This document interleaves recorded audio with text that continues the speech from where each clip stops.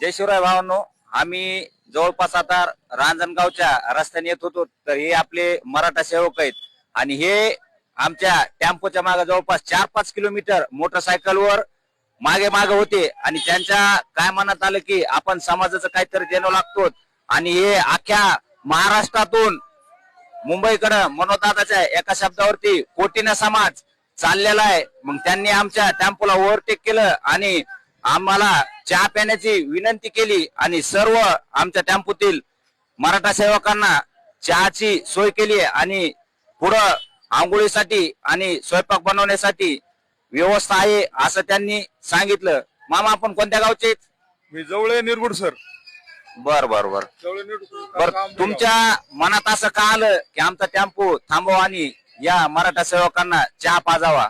मराठा समाजाचं आपणही काही देणं घेणं लागतो नाही। आम्हाला तुमच्या बरोबर येता आलं तरी पण आम्ही तुम्हाला काय सहकार्य करायला तयार आहोत आणि तुमच्या लढ्याला आम्ही पूर्ण ताकदीने तुमच्याशी पाठीमागे उभे राहणार आहोत।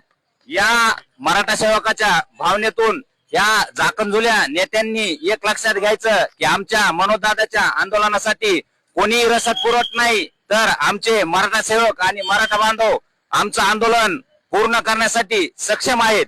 एक मराठा लाख मराठा।